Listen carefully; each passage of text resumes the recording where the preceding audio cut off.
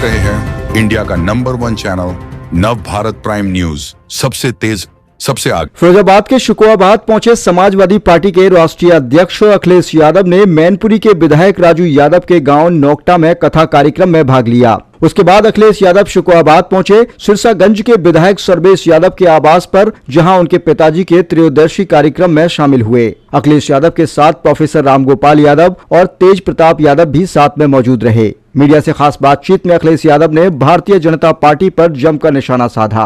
उन्होंने कहा कि अंबेडकर ने हमें संविधान दिया है, ये हम लोगों की रक्षा करता है, समानता का अधिकार देता है। भाजपा के लोग जानबूझकर अपमानित करने का काम करते हैं। इसके लिए एक नेता को नहीं, पूरी भाजपा को माफी मांगनी चाहिए। ये लोग कभी बाबा साहब का सम्मान नहीं कर सकते। हम लोगों के बीच जाएंगे, महिला, नौजवानों, किसानों से अपील करेंगे कि भाजपा को हराओ। अखिलेश यादव ने कहा कि कलयुग की शुरुआत गुजरात से हुई थी। यह धर्म युद्ध है, इसमें धर्म और अधर्म की लड़ाई है। सदन में जो हुआ उसको लेकर बीजेपी राजनीति कर रही है। सदन की बात एफआईआर तक पहुंच गई। धर्म को आगे करके मंदिर के नाम पर दंगे कराए जा रहे हैं। संभल में हिंसा के शिकार लोगों को आर्थिक मुआवजा दिया जाए या सरकार मुकदमा लिखकर डराने का काम करती है।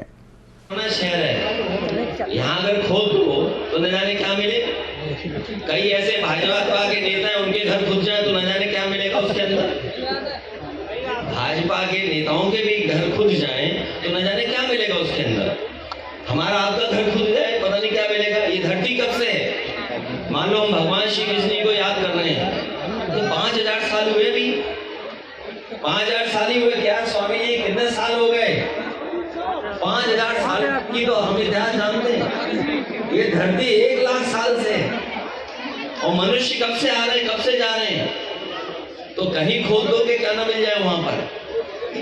सर, संभल सांसद जी पे बिजली चोरी कर कोई मुकदमे पर लगा रहे हैं। पत्रकार साथी जालौन में एक पत्रकार ने भारतीय जनता पार्टी के खिलाफ न्यूज निकाल दी, उसके कपड़े उतार दिए थे, उसे नंगा कर दिया। ये देखिए, ये सब सोशल मीडिया का जमाना है। अब आगे की रणनीति क्या होगी? आगे चीजों ना जानता हो, इन चीजों को कैसे फेस करेंगे? नौजवान जानते हैं।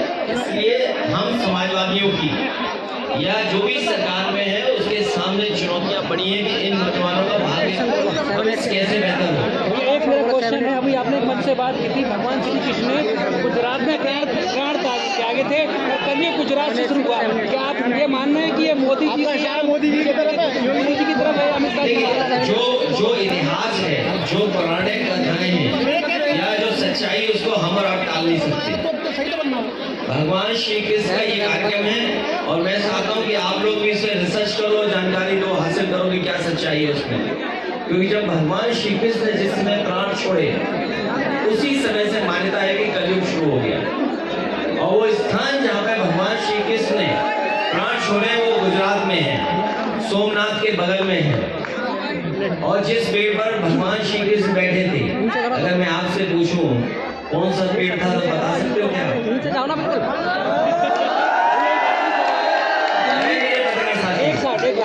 ये दिल्ली से इसको व्हाट्सएप में सवाल आ रहे हैं।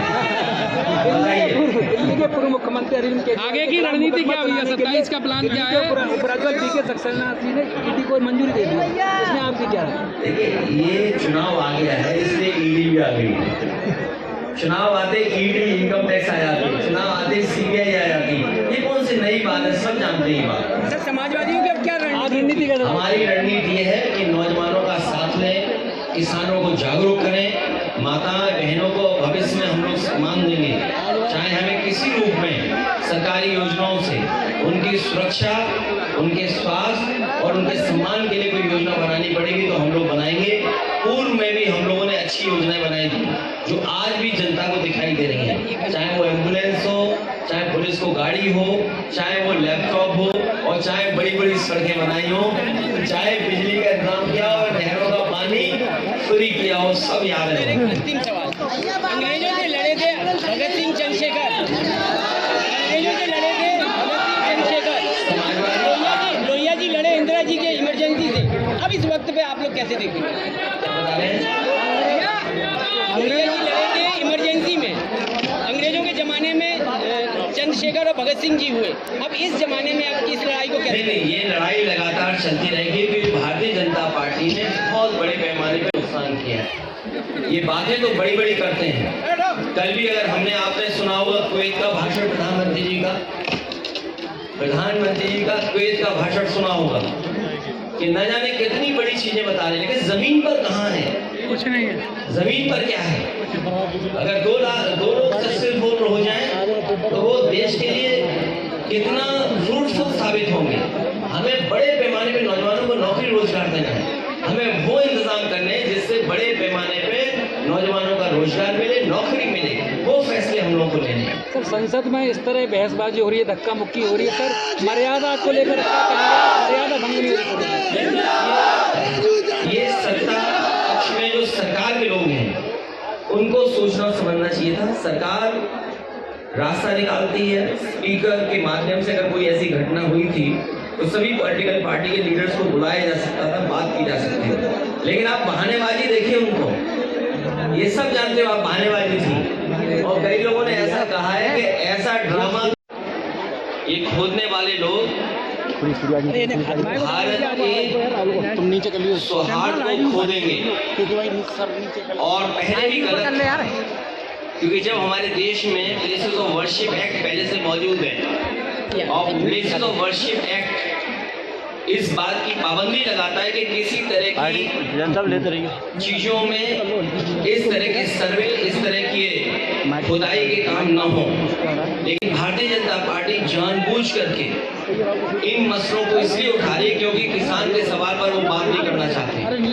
भारतीय जनता पार्टी से किसान ये पूछेगा कि आपने तो किसान की आय दोगुनी की बात की थी, लेकिन किसान आज भी तकलीफ और परेशानी में है। जिस समय उसे डीएपी चाहिए था, डीएपी उपलब्ध नहीं था, खाद उपलब्ध नहीं थी, जो बीजों की कीमत बढ़ी है, कीटनाशक दवाइयों की कीमत बढ़ी है और बिजली का बिल लगातार बढ़ता चला है। जो सिंचाई से लेकर के तमाम इंतजाम थे वो सरकार करने में नाकाम रही है। और अगर फसल तैयार भी किसान कर रहा है तो उसको कीमत कहाँ मिलेगी, उसके लिए कोई इंतजाम सरकार नहीं कर रही। और जितने बड़े पैमाने पे बेरोजगारी बढ़ती चली जा रही है, 10 साल हो गए उनको दिल्ली में, उत्तर प्रदेश में भी 7 साल की सरकार हो गई। अगर हम 17 साल का हिसाब किताब लगाएं, इस सरकार ने बेरोजगारी बढ़ाई है, न नौकरी है न रोजगार है। तो इन तमाम सवालों से ध्यान हटाने के लिए जानबूझ करके सरकार इस तरह की खुदाई के कार्यक्रम कर रही है।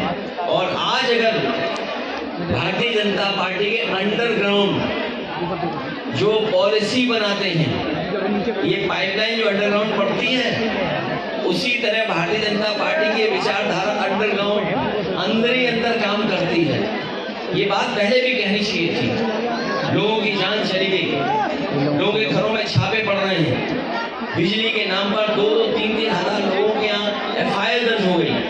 अगर ये बात गलत थी भारतीय जनता पार्टी की तो जान तो वापस नहीं ला सकते।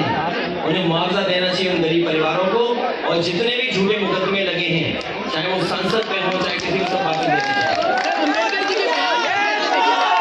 सांसद के खिलाफ करोड़ों की रिकवरी जारी की गई है। देखिए, बाबा साहब भीमराव अम्बेडकर जी ने हमें संविधान दिया है और लोकतंत्र में ये हमारे लिए रक्षा कवच का काम करता है। संविधान हमारे लिए, आपके लिए याद रखो यार, ये संविधान रक्षा करता है, हमें आपको सम्मान दिलाता है। और जानबूझ करके भारतीय जनता पार्टी अपमानित करना चाहती है। ये तमाम वो लोग हैं जिन्होंने कभी सम्मान नहीं किया संविधान का, लोकतंत्र का और बाबा साहब भीमराव अम्बेडकर। जो बीजेपी के लोग, केवल एक नहीं, बीजेपी के सभी लोगों को माफी मांगनी चाहिए। सर, अब समाजवादी पार्टी आखिर कहां तक जाएगी? समाजवादी पार्टी जनता के बीच जाएगी, इन किसान भाइयों से, नौजवानों से अपील करेगी, माता बहनों से कि भारतीय जनता पार्टी लोगों को हराओ। राहुल गांधी के एफआईआर पे क्या कहें? राहुल गांधी की एफआईआर पे क्या? राहुल गांधी जी को नोटिस, राहुल गांधी की एफआईआर पे देखिए, भारतीय जनता पार्टी जानबूझ करके ऐसी बहस छेड़ना चाहती है देश में जिससे उसे लाभ मिले। वो लोकसभा परिसर की घटना है। कई बार लोकसभा परिसर में ऐसी घटनाएं हुई हैं जिसमें एफआईआर दर्ज नहीं हुई। आपको याद होगा, लोकसभा में के बहुत बड़े नेता भारतीय जनता पार्टी के अडवाणी जी, वो 1 करोड़ रुपए लेकर के आए थे और उन्होंने टेबल पर रख दिया था लोकसभा में। क्या उस समय एफआईआर दर्ज हुई किसी पे? एक जेपीसी बन गई थी और जेपीसी के माध्यम से उस पर चर्चा कर करके जो कार्रवाई करनी थी वो विधान लोकसभा के अंदर हुई। लेकिन ये जानबूझ करके भारतीय जनता पार्टी लोगों को डराना चाहती है। एफआईआर से, झूठे मुकदमों से कोई डरने वाला नहीं है। भैया, समाजवादी पार्टी के 12 मंत्री ने कहा कि भारतीय जनता पार्टी आतंकवादी संगठन है सर। हो सकता है उन्होंने ज्यादा कह दिया हो, उन्हें ये लगा हो जो नफरत फैलाने वाला दल है। आप नफरत फैलाने वाले दल को क्या कहेंगे? जो दल ये जानता हो कि इस घटना के बाद लोगों की जान चली जाएगी, उस दल को आप क्या कहेंगे? केवल एक जगह नहीं, कई उदाहरण मैं दे सकता हूँ जहां पर भारतीय जनता पार्टी ने इसी तरह नफरत फैलाने का काम किया है। भैया, संभल में मंदिर